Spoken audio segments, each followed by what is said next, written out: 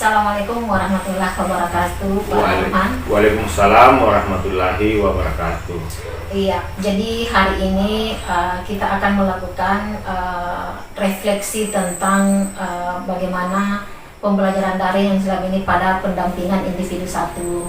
Nah, apakah Pak Arman bersiap untuk ditanya hubungannya dengan yang dilakukan selama ini? Siap, Bu. Oke. Baik Pak Arman, untuk refleksi awal pada kompetensi guru penggerak, yang pertama yang kita harus lakukan adalah kita harus berdiskusi tentang bagaimana pembelajaran daring yang Bapak lakukan. Mungkin ada sesuatu yang menurut Bapak perlu dijelaskan, ataukah ada kendalanya Bapak, atau apa yang Bapak ingin utarakan pada kesempatan ini? Ya. Assalamualaikum warahmatullahi wabarakatuh. Jadi terkait dengan apa yang ditanyakan oleh Ibu pengajar praktik, dalam hal ini terkait bagaimana atau apa yang terjadi pada saat pelaksanaan pembelajaran melalui daring, bahwa selama ini saya melakukan itu kadang di rumah, kadang juga di sekolah. Nah, yang menjadi masalah sebenarnya adalah terkait dengan jaringan, itu yang pertama. Yang kedua adalah terkait waktu.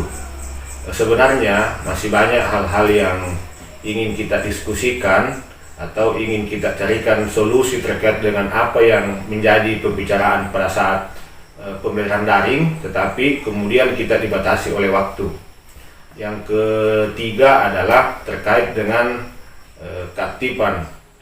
Kalau persoalan keaktifan, alhamdulillah saya merasa selama pembelajaran daring ini saya merasa bahwa saya cukup aktif dalam proses pembelajaran, dan alhamdulillah juga teman-teman kelompok saya itu sama-sama aktif dalam mencari solusi bagaimana kemudian masalah yang kita bahas dalam pembelajaran daring ini. Oke. Jadi terima kasih. Jadi ada beberapa yang Bapak sampaikan pada kesempatan ini. Yang pertama adalah kendala jaringan, yang kedua adalah waktu yang sebenarnya tidak cukup untuk membahas tentang materi apa yang disampaikan, kemudian keaktifan. Nah, dari segi materi kira-kira menurut Bapak sudah dipahami atau bagaimana? Kalau persoalan materi, saya merasa cukup memahami, karena sebelum kita masuk pada pertemuan daring ada beberapa materi-materi yang telah disajikan dalam LMS. Jadi sebelum kita masuk pada pembelajaran secara daring, maka saya pribadi itu biasanya mempelajari dulu hal-hal apa yang akan kita bahas dalam pembelajaran daring ini. Iya, bagus sekali apa yang Bapak lakukan. Hubungannya dengan belajar daring, karena memang ada istilahnya pembelajaran mandiri. Iya. Jadi pembelajaran mandiri berarti kita mencari tahu sendiri tentang hal-hal yang ingin kita ketahui hubungannya dengan di LMS. Jadi Bapak bagus sekali untuk memperlancar dari apa yang menjadi materinya. Nah, kemudian selanjutnya, karena tadi sudah beres ya Pak, sudah paham. Selanjutnya ini kan sebenarnya saya mau bertanya perubahan yang pernah Bapak tuliskan pada aksi nyata ataupun penyampaian Bapak di room, hubungannya dengan itu. Tetapi perubahan itu tidak bisa saya lakukan sekarang karena proses pembelajaran belum ada.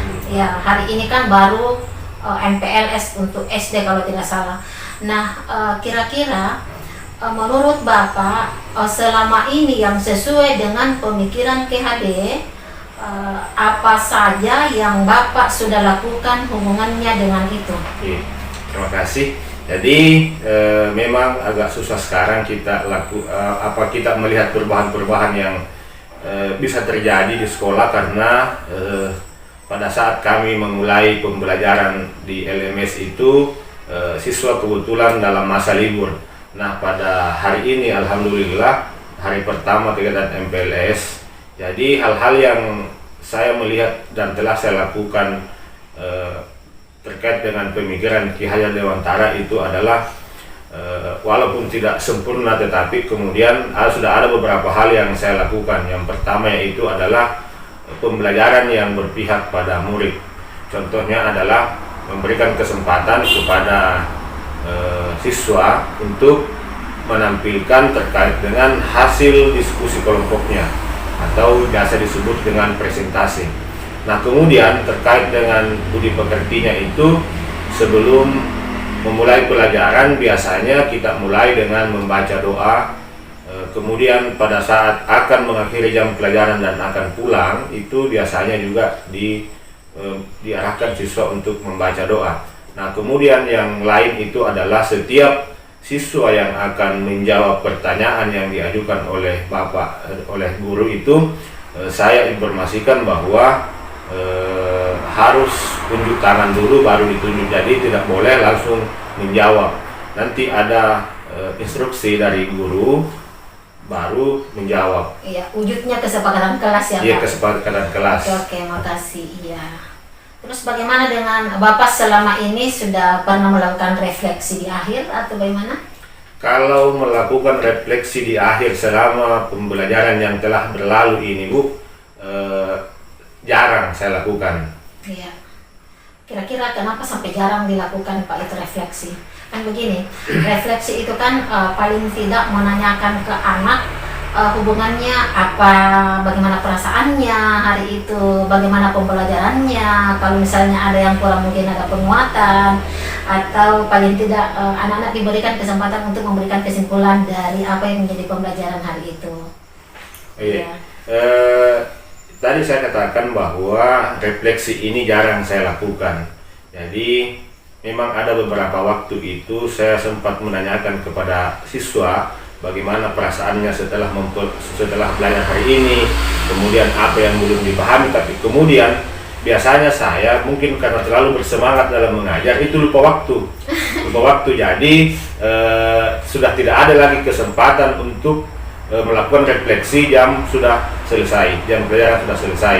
Itu yang kemudian yang menjadi kendala di saya, bahwa saya kemudian tidak mampu melakukan manajemen waktu di dalam kelas. Dan ini penting, Pak, ya, penting. Iya, karena wujud anak kan tidak mungkin protes bahwa Pak sekarang sudah jam berapa. Iya, makanya bagusnya diupayakan ada jam bimbing misalnya di depan, di belakangnya siswa ketika kita mengajar, jadi terdeteksi apa yang menjadi waktu yang kita lakukan. Iya. Oh, baik, Pak. Oke. Iya, insya Allah ini akan menjadi pelajaran bagi saya ke depan, bagaimana bisa saya melakukan manajemen waktu terkait dengan pembelajaran di kelas, sehingga kegiatan-kegiatan yang memang harus saya lakukan seperti refleksi itu bisa saya lakukan. Iya, saya awalnya kan saya juga guru, saya awalnya biasa juga begitu, lupa waktu biasa seperti itu. Tapi setelah mempelajari hal-hal hubungannya dengan manajemen waktu, ya kita bisa paling tidak meminimalisir apa yang menjadi perlakuan kita dalam PPM. Baik, jadi terus kerangka portofolio. Ini kan kita sudah melakukan pertemuan membahas tentang portofolio digital. Nah, yang saya sudah minta, jadi sebelumnya pendampingan saya sudah minta apa yang menjadi hasil dari portofolio yang Bapak buat. Sudah ada hasil dikirim ke saya. Terus apakah ada portofolio yang Bapak buat selain dari apa yang pernah kita lakukan pada pertemuan sebelumnya? Ya, jadi terkait dengan portofolio digital itu alhamdulillah sesuai dengan petunjuk Ibu bahwa pada setiap modul-modul yang sudah selesai dikerjakan tugasnya itu alhamdulillah sampai sekarang saya sudah selesai mengisi di modul 1.2 yang terkait dengan aksi nyata, sudah selesai. Kemudian jurnalnya juga sudah selesai, jadi alhamdulillah dipublikasi juga sudah ada beberapa dokumentasi foto-foto pada saat LK orientasi. Alhamdulillah juga sudah saya masukkan dalam portofolio digital. Oke, baik. Jadi untuk publikasi kalau bisa kita cukupkan 3 menu. Jadi ada misalnya secara keseluruhan publikasi, misalnya mulai dari diri sampai konsep merdeka. Oh, iya. konsep merdeka mulai dari diri, eksplorasi konsep dan sebagainya, apa yang kita lakukan. Misalnya kita di room check rate 1 kali, kemudian masukkan juga. Jadi ada khusus untuk itu secara keseluruhan. Kemudian ada dokumentasi hubungannya dengan pendampingan kayak ini yang kita lakukan. Kemudian juga lokakarya semua mulai dari lokal 0 sampai selanjutnya. Jadi 3 supaya lebih terarah. Kemudian di aksi nyata kan sudah ditampilkan kemarin, sudah sampai di mana Pak modul-modulnya, tugas modulnya yang mulai dari diri yang dimulai satu-satu. Kalau Sudah masuk semua di sudah masuk semua di portofolio. Jadi mulai dari modul 1.1 sampai yang terakhir ini di modul 1.2, alhamdulillah sudah masuk semua di portofolio digital. Alhamdulillah, berarti sudah aman Pak ya? Sudah aman, alhamdulillah. Oke, sudah aman. Kemudian ini yang didiskusikan kemarin pada LK0 tentang peta posisi diri. Jadi peta posisi diri itu kan kita dulu ada rencana pengembangan diri seperti apa di waktu kita pertama di Lokakarya, dituliskan rencana pengembangan kita seperti apa nanti ke depannya. Itu jadi kita ungkapkan sekarang apa yang menjadi peta posisi diri tak sekarang. Iya, terkait dengan peta posisi diri itu, saya ingin melakukan pengembangan diri ke depan. Jadi saya tidak ingin monoton hanya menjadi guru yang biasa-biasa saja, tetapi saya harus menjadi coach bagi teman-teman. Karena jujur saja Bu, untuk calon guru penggerak di sekolah kami ini, alhamdulillah saya yang pertama. Jadi dengan menjadi yang pertama, saya juga ingin memperlihatkan bahwa guru penggerak ini seperti ini. Jadi tidak monoton seperti guru-guru yang lain yang mungkin masih berpikir bahwa pembelajaran ini tidak monoton dalam belajar, tetapi kita harus memberikan motivasi kepada teman-teman bagaimana berinovasi dalam pembelajaran. Betul. Kemudian pengembangan itu saya ingin mengembangkan kompetensi saya dengan mengikuti kegiatan-kegiatan seperti seminar dan workshop yang mungkin saja bisa dilakukan secara offline maupun online. Oh iya, bagus ya. Jadi sudah ada komunitas belajarnya Pak di sini? Sudah ada, dan kebetulan alhamdulillah saya yang jadi ketua kombel di sini. Iya. Oke, bagus. Artinya bagus sekali apa yang menjadi planning Bapak ke depan untuk bagaimana perkembangan di sekolahnya Bapak. Terus merujuk pada kekhawatiran, apa yang menjadi kekhawatiran Bapak, misalnya hubungannya dengan apa yang akan dilakukan ke depan, termasuk kekhawatiran kepada kepala sekolah ataupun kekhawatiran kepada anak-anak ataupun kekhawatirannya terhadap rekan sejawat. Karena bagus sekali apa yang menjadi impian Bapak ke depan, apa yang menjadi rencana Bapak ke depan, bagus sekali untuk mengembangkan sekolah Bapak. Kalau terkait dengan kekhawatiran kepada pimpinan di sini, saya alhamdulillah Bu tidak khawatir karena kepala sekolah di sini Bu, seandainya ada dibilang di atas 100%, dia malah lebih dari 100% dalam mendukung kegiatan saya ini. Iya betul. Nah, yang menjadi kekhawatiran sebenarnya adalah rekan-rekan guru ini yang sebenarnya sudah lanjut usia atau sudah mau masuk pensiun, kemudian biasanya berpikir sudah tidak mau melakukan perubahan karena alasannya saya sudah mau pensiun. Nah, inilah yang menjadi tantangan bagi saya, bagaimana kedepannya ini walaupun usia sudah mau pensiun, tapi masih punya motivasi untuk melakukan perubahan.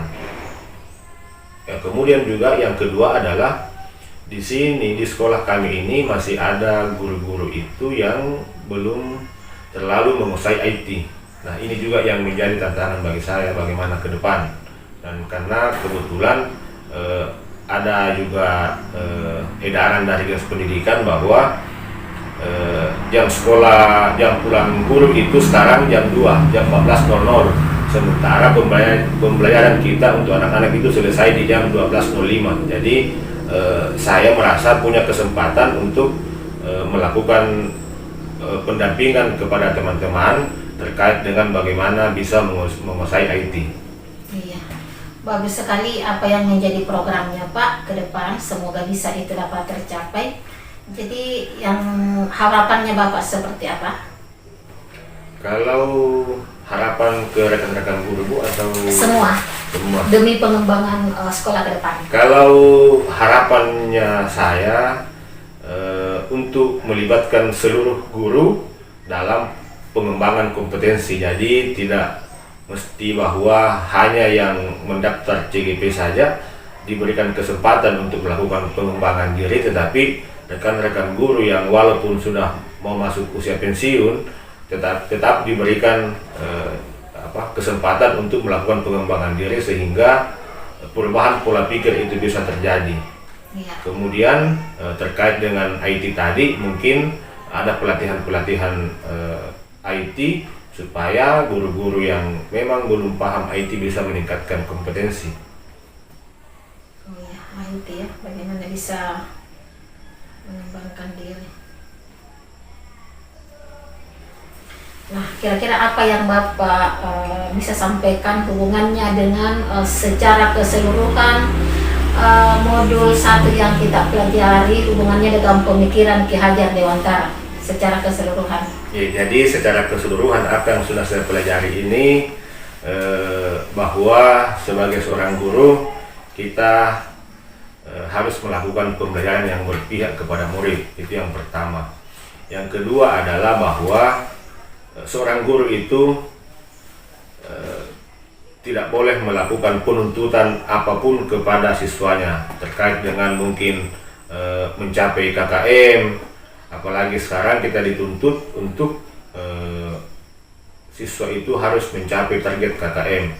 Tetapi kemudian bagaimana kita bisa memerdekakan siswa dalam belajar. Kemudian yang kedua adalah yang saya pelajari itu terkait dengan trapesium usia. Bagaimana kita bisa melihat bahwa semua orang itu punya masa lalu. Masa lalunya itu bisa saja positif ataupun negatif. Nah, selanjutnya adalah bagaimana tumbuh kembang anak. Itu yang telah kami pelajari. Bagaimana profil pelajar Pancasila. Oh iya, artinya secara keseluruhan saya bisa menyimpulkan bahwa Bapak ini sudah memahami apa yang menjadi atau bahkan beberapa sudah diaplikasikan di kelas hubungannya dengan pemikiran Ki Hajar Dewantara. Hanya saja belum maksimal ya Pak. Jadi insya Allah untuk kedepannya, karena Bapak sudah mempelajari hubungannya dengan bagaimana penerapan-penerapan yang akan dilakukan untuk mengembangkan sekolah ke depan, maka insya Allah Bapak akan melakukan itu. Dan saya akan tunggu realisasi setelah pendampingan ini. Ke depan kita berdiskusi lepas hubungannya dengan bagaimana supaya bisa dikembangkan sekolahnya Bapak. Ya. Nah, untuk hubungannya dengan PP, kira-kira apa masukan Bapak atau apa pendapatnya Bapak, saya selaku pendampingnya Bapak ini untuk merefleksikan? Kalau selama ini mulai dari pertama kenal dengan Ibu PP, saya menganggap bahwa seperti yang saya bahasakan di WA-nya teman-teman itu bahwa luar biasa, karena pada saat kemarin itu ada pendampingan workshop terkait kerangka portofolio. Alhamdulillah kami ini sudah dibimbing duluan. Nah, beda dengan teman-teman yang lain yang CGP lain itu masih sama-sama malah belum tahu apa itu portofolio digital. Tetapi kemudian alhamdulillah di kelompok kami ini itu malah sudah ada tugas-tugas yang kami masukkan dalam portofolio digital ini. Nah, yang kedua adalah kami berharap bahwa di grup WA itu Ibu bisa merespon lebih cepat terkait dengan apa yang akan kami komunikasikan di grup. Biasanya ada yang bertanya kemudian itu lama baru dibalas atau lama baru ditanggapi. Iya. Oke, terima kasih sarannya Pak. Iya. Iya. Semoga ini ke depannya lebih baik, karena kalau biasa kalau merespon biasa lambat lihatnya. Iya, Bu. Apalagi kalau sama-sama gitu ngajar. Iya, tapi ini bagus sekali apa yang menjadi, cuman saya sampaikan kalau misalnya saya akan respon setelah saya lihat. Iya. Bagus sekali apa yang menjadi sarannya Bapak. Oke, terima kasih Pak. Jadi sudah ada beberapa hal yang bisa saya ambil dari apa yang menjadi diskusi kita pada kesempatan ini, mulai dari apa yang menjadi tantangan belajar daring, kemudian refleksi penerapan perubahan, kemudian masuk pada portofolio digital, dan kemudian pendapat Bapak hubungannya dengan pemikiran Ki Hajar Dewantara. Nah, yang sekarang saya mau bertanya tentang refleksi perasaan nih. Bagaimana perasaannya Bapak setelah melakukan pendampingan satu ini, setelah saya tanya-tanya seperti apa Bapak mengenal Ki Hajar Dewantara dan sebagainya. Jadi perasaan saya setelah pendampingan ini sebenarnya plong, karena sebenarnya tidak sesuai dengan apa yang saya pikirkan, karena saya itu berpikirnya kita akan ditanya terkait dengan pertanyaan-pertanyaan yang mungkin saja saya akan terus menjawab, dan ternyata kemudian bahwa sesi ini kemudian menjadi lebih santai karena Ibu PP juga bertanyanya santai. Makanya saya juga tidak merasa tertekan. Oke, makasih Pak. Oke, assalamualaikum warahmatullahi wabarakatuh. Terima kasih waktunya. Waalaikumsalam warahmatullahi wabarakatuh.